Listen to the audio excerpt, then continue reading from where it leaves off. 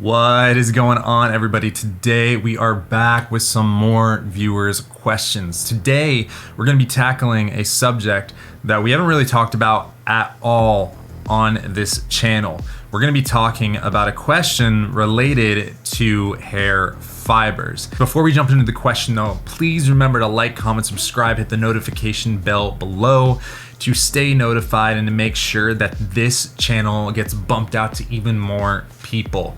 Now let's jump into the question, shall we? All right, so this was back on a video maybe about 2 weeks ago. Somebody said, "Hey Jake, great story. You said if we have questions we can ask on here, would you recommend getting a hair system for Norwood 3 or continue to use hair fibers? I would like to transition without people knowing." So thank you so much for that question, man. Let's first break that question into individual parts so we're all on the same page. First off, what is a Norwood 3? A Norwood is a scale of hair loss, and 3 is a stage where we see the temporal regions right here receding. Once we have that recession, we start to see a widow's peak. All the hair on here starts to bald and there's very little coverage, and then this starts to thin in about Norwood 4. Now, just for some information, I was probably somewhere in the Norwood 4 area before I got a hair system. Norwood 3 is not really too far gone. I think that someone with Norwood 3 doesn't necessarily need to get a hair system. Keep in mind, of course, when you need a hair system is completely subjective to you, how you feel about your hair and your hair loss. So I'm not telling you don't need one. But this gentleman is obviously using hair fibers at the current moment. So let's talk about hair fibers. What are hair fibers? Hair fibers are fibrous protein material made of keratin. Keratin is actually what makes up your hair. And through the power of static electricity, these keratin hair fibers kind of bind to your natural hair and make them look thicker. Now, how do you use hair fibers?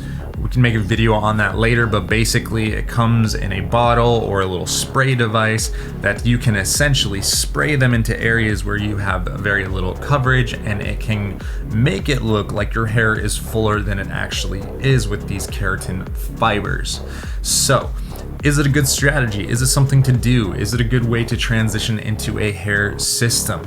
Well, for this individual, let's just talk about this individual's case. So they're obviously using hair fibers, so therefore their hair loss is bothering them at the stage of a Norwood 3, right? And they're considering using a hair system at some point, and they also don't know when to make the transition.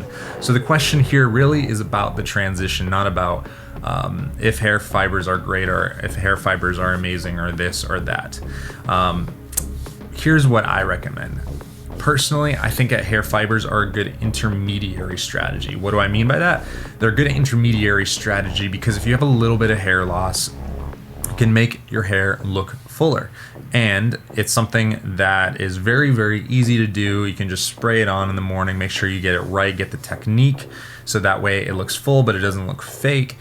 And as your hair loss progresses or it stabilizes if you're using medication, it's a strategy, right? And during a phase of using like Rogaine and finasteride where you start losing hair before you start gaining hair, it can really kind of be a mental buffer before having like a mental breakdown of losing a lot of hair, right?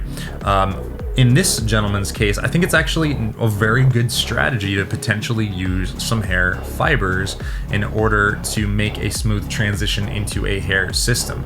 I made a video in the past that was all about how do you transition into a hair system if you lost a lot of hair, because it can look strange, right? If you go from having zero hair, like completely bald head, into having a hair system, and I talked about some of the strategies there.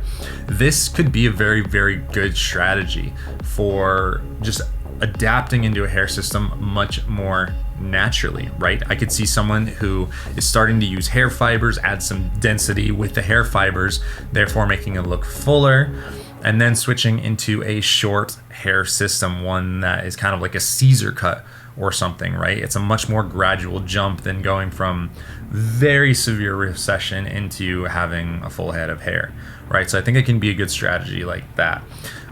Hair fibers long term though, I'm not so sure if it's a strategy that someone should want to keep on using. I think it's viable, and I don't want to deter anybody from using hair fibers, but there are potential negative, not side effects, but issues with hair fibers, just like potentially there is with hair systems. Hair fibers come in a select number of colors, whereas hair systems generally you can get them in over 60 different colors. If you look at a hair ring, there's generally over 60 different colors, and then percentages of grays and things like that. Hair fibers, there's not that much of options, so they're not always a perfect match. And then the other big thing that you'll want to consider in long use of hair fibers is that can you do everything in your life that you want to without worrying about the hair fibers coming loose, right?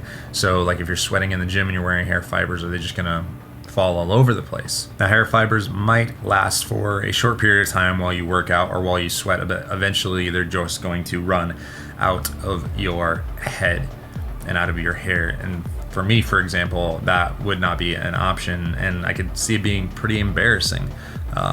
Starting a workout with a full head of hair and then ending the workout with not so full hair. And so in my opinion, it's a good stopgap, but it doesn't allow you the ability to do whatever you want in your life. And number one, my concern is go live your life exactly how you want to live it. Don't let hair loss stop you, right? And if a hair system will allow that, then get a hair system. If SMP will allow that, then get SMP. If a hair transplant will allow that, then go do that. So I just am cautious about those that want to use things that will prohibit them from living the life that they want. So anyways, to answer this gentleman's question, would I recommend getting a hair system for Norwood 3 or continue to use hair fibers? I think that it's a great intermediary strategy. Use the hair fibers if you're fine and you're comfortable with them. It's something that you feel is a good transition. Use that to make the transition into a hair system better.